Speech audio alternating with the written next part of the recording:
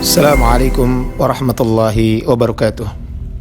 Kaum muslimin rahimani wa rahimakumullah. Di dalam beberapa hari ini hujan mulai turun dengan lebat. Tanah yang tadinya tandus mulai ditumbuhi tanaman yang menghijau. Sungai-sungai yang mengering mulai dialiri air. Para petani mulai menggarap tanah. Kita pun mesti bersyukur kepada Allah Subhanahu wa taala, karena hujan merupakan salah satu rahmat Allah yang ditunggu-tunggu kehadirannya pada saat puncak musim kemarau.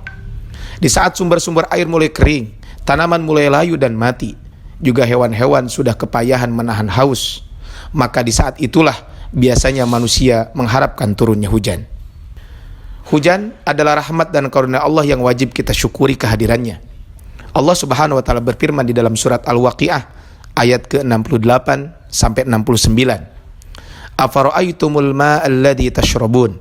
Maka terangkanlah kepadaku tentang air yang kamu minum. A'antum anzaltumuhu minal muzni am nahnul munzilun?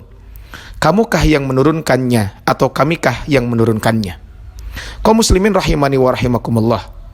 Sayangnya ada sebagian kaum muslimin yang salah dalam bersikap. Hujan seringkali dikutuk atau dicaci maki. Misalnya, ketika turun hujan mereka mengatakan, "Wah, gara-gara hujan acara kita malam ini jadi gagal. Dasar hujan sialan." Atau ada kata-kata celaan semisalnya.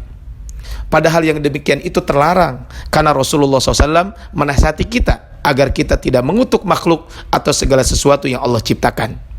Seperti halnya ketika beliau SAW melarang umatnya untuk mengutuki angin. La tasubbu ar-rih, janganlah kamu mencaci maki angin. Hadis riwayat Imam At-Tirmidzi. Kaum muslimin rahimani wa rahimakumullah. Apakah mereka tidak menyadari bahwa kata-kata seperti ini akan menjadi bagian catatan amal yang jelek dan mencelakakan pengucapnya? Ingatlah Allah berfirman di dalam surat Qaf ayat ke-18. Ma yalfidu min qawlin illa ladaihi raqibun atid. Tiada satu ucapan pun yang diucapkan, melainkan ada di dekatnya malaikat pengawas yang selalu hadir. Kesalahan lain yang sering dilakukan oleh sebagian masyarakat kita dalam menyikapi hujan adalah dengan mendatangkan pawang hujan. Tindakan ini dilakukan dengan tujuan mengalihkan atau menahan datangnya hujan yang dianggap akan mengganggu dan merepotkan aktivitas mereka. Misalnya, bagi mereka yang akan menggelar hajatan, didatangkanlah pawang agar hujan tidak turun atau turun di tempat lain yang diinginkan.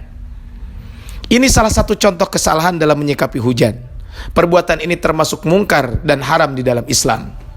Sebab para pawang hujan itu bekerja sama dengan jin ketika berusaha menahan hujan atau memindahkannya. Lain halnya jika manusia berdoa kepada Allah Subhanahu wa taala agar hujan hari ini tidak turun sehingga kegiatan yang ia adakan menjadi lebih lancar. Di antara doa yang diajarkan oleh Nabi sallallahu alaihi wasallam ketika hujan turun dengan lebat dan kita khawatir akan menjadi bencana adalah sebagaimana doa yang disebutkan oleh Imam Al-Bukhari dan Imam Muslim. Nabi bersabda, "Allahumma hawalaina wala alaina."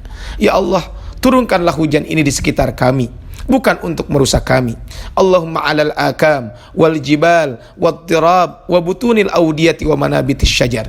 Ya Allah, turunkanlah hujan ini di datar tinggi, di gunung-gunung, bukit-bukit, perut lembah dan tempat tumbuhnya pepohonan.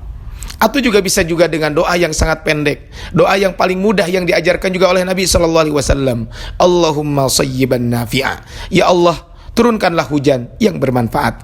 Hadis riwayat Imam Al-Bukhari. Kaum muslimin rahimani wa rahimakumullah.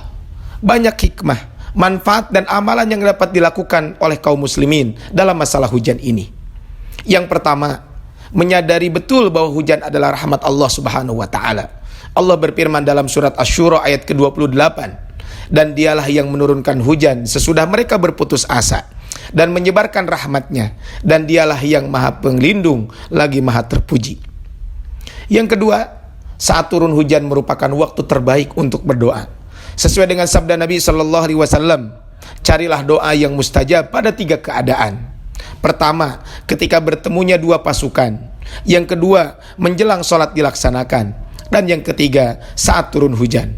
Hadits riwayat Imam Asy-Syafi'i di dalam kemudian juga Al-Imam Al-Baihaqi di dalam Al-Ma'rifah, dan dihasankan oleh Syekh Al-Albani di dalam As-Silsilah As-Shahihah.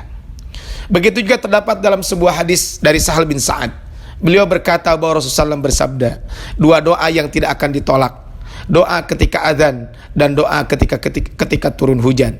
Hadis riwayat Imam Hakim dan riwayat Imam Baihaqi. Hadirin kaum muslimin rahimani wa rahimakumullah. Yang ketiga, hendaklah kita mengambil keberkahan dari air hujan. Anas bin Malik radhiyallahu anhu meriwayatkan, beliau berkata bahwa kami pernah kehujanan bersama Rasulullah sallallahu alaihi wasallam. Lalu Rasulullah SAW menyingkap bajunya hingga terguyur hujan. Kemudian kami mengatakan, wahai Rasulullah, mengapa engkau melakukan demikian? Rasulullah SAW bersabda, li'annahu hadithu ahdin bi rabbih ta'ala. Karena hujan ini baru saja Allah ciptakan. Hadis riwayat Imam Muslim.